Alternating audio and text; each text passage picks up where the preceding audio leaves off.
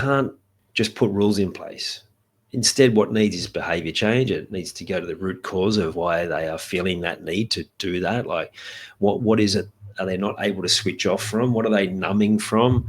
There's so much more depth. So it's instead like, how can we teach them to be better in that sort of space? So to me, the club is responsible for all of those things, or should be responsible for all of those things. So I'm Ian Hawkins, and this is Sport is Life. The purpose of sport, as I see it, is to see your vision become a reality. Find your voice, create strong connections, and learn to trust your body.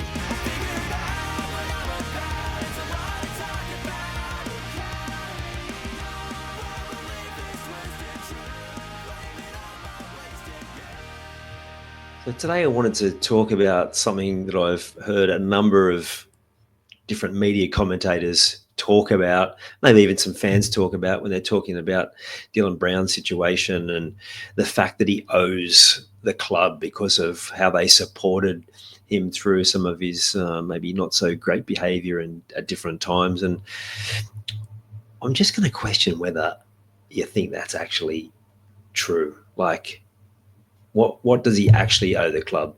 Because if you look at it from a perspective of your life and how you can get caught in that feeling like you've got all these obligations to other people, you're feeling like you should be doing a whole lot of different things instead of doing what is ultimately the right decision for you. Now, full transparency, I'm a Parra fan, but he made the right decision. Like, you can't knock back an offer like that in terms of financial security, in terms of like long-term security. Unless there was any red flags when he went and spoke to the club, like, why would he not take it, right? But this concept of him owing a club, funnily enough, some of those same commentators that said he owes the club something also said he'd be mad not to take this new deal. So typical of the media hedging their bets each way, coming down hard in one scenario and then flip-flopping a short term later. But let's have a look at that concept from a wider perspective of, well, first let's look at let's look through the lens of Dylan Brown. The club made a decision to sign him. The club made choices on what that contract looked like. The club asked him to play a certain role, which he did to the best of his ability, even if he wasn't at what his best is, still to the best of his ability. Sometimes people have, as you guys all know, sometimes people have things going on in their life away from sport that's impacting how they perform.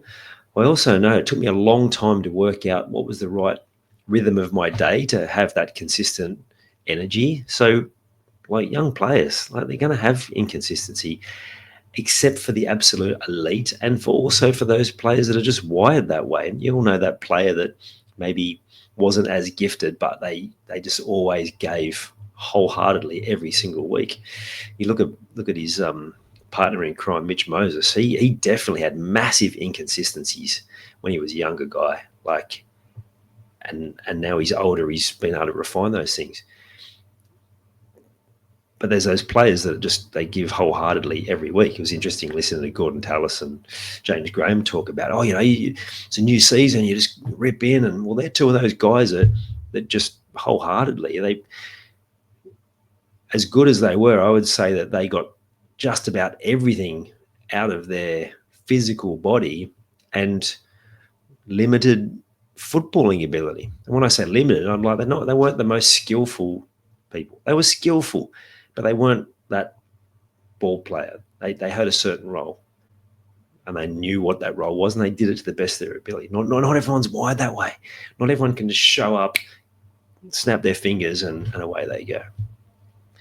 So then we look at him doing the best that he can, and then, yes, he had some setbacks. And again, this is something that I think is missing from the world of professional sport, is that they put these more stringent rules in and expect these young men, who everyone knows have a greater tendency towards risk-taking behavior and have come from different backgrounds where they maybe didn't have role modeled to them the best way to behave, and then you add alcohol or whatever else into the mix, and they get it wrong? Well, of course they're going to. So actually creating stronger rules doesn't work. It's shown to work because there's still just as many players getting it wrong, and sometimes getting it wrong monumentally. You got to look at the Ezra Mam indiscretion last year, and Josh Adokar, and then the list goes on and on about how many of them are still using cocaine, and who knows what else. Allegedly, some of them, right?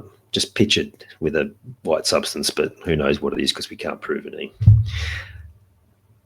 So the reality is you can't just put rules in place. Instead, what needs is behavior change. It needs to go to the root cause of why they are feeling that need to do that. Like, what is it? Are they not able to switch off from? What are they numbing from? There's so much more depth. So it's instead like, how can we teach them to be better in that sort of space? So to me, the club is responsible for all of those things, or should be responsible for all of those things. So to suggest that somehow Dylan owes them because he made a mistake, as all young men do, all of them. Like, if you show me the one that doesn't, I would love to pick that apart, because I just don't believe that to be true. Because it's just a way we're wired. We're learning. We're being curious. We're exploring boundaries. It's just what happens. But there's no responsibility to repay something when a new opportunity comes. And if you look at your own life, is where are you been getting caught on obligations, on feeling responsible for other people's things, on feeling like you have to give back in a certain way because someone else did something else, when you'd be making that decision that's not right for you. It's not right for you, unlikely to be right for the other people in your world because of the negative impact that making that decision will be.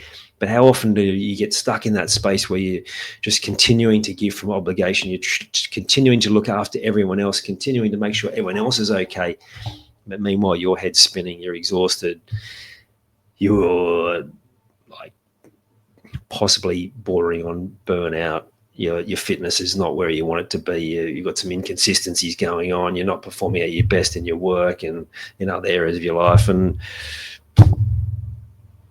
because of this underlying obligation to somehow need to repay the faith in someone else.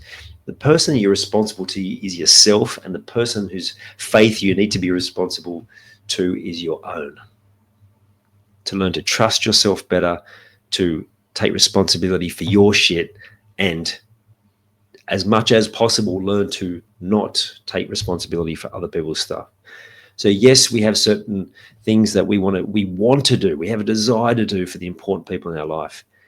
Ultimately, though, you can only control what you bring to the table, and from that sense, being responsible for what you do, how you show up, is the only job that you have.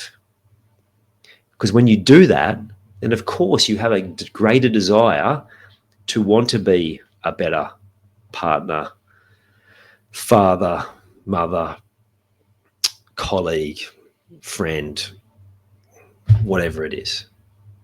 That only comes, you're only able to do that at the highest level when you are taking responsibility for your stuff first and foremost, and letting go of that feeling of obligation to others and the guilt of needing to do that, and then that regret of then going and doing something that you really didn't want to do, but you felt obliged, and then it's had a negative flow through to some other area of your life. It's letting go of that. So many of the people that I work with who run their own business or are in charge of looking after different people and have all these different relationships, this same pattern shows up. Some of them call it people pleasing. Others, it's like this obligation. They know that they give in so many different areas. The moment they ask people that they give to if they can get help back, it's rarely reciprocated. And they're burnt out, and they're tired, and they're fed up. And what ends up happening is they stop, the well runs dry, and so they stop trying to give back in places where they naturally do so well. They stop trying to help. They lose a sense of purpose because they're like, I can't do that anymore. Because when the well runs dry, you're just like, I'm done. Part of the process is helping them see it's not, don't stop doing that thing. You love it. It gives you so much fulfillment, fills your cup. You're so good at it. Just making sure you're doing it because it's serving you first and foremost, not because you're externalizing that, not because you're feeling responsible. Now, sometimes you end up doing the same thing, but you learn to be able to have boundaries and go, I'm going to need something back in that space. I'm going to need this to be a two-way thing, or maybe that's a relationship you move on from. Being able to have those tough conversations in a calm and assertive way, get things heading in the right direction. So good on Dylan Brown for taking the cash, set him up for life. Players come and go, well, but there's certainly no level of responsibility to a club because you made a mistake and somehow you got it repaid in that way. It's not how life should work, and it's certainly not how it should work in that setting.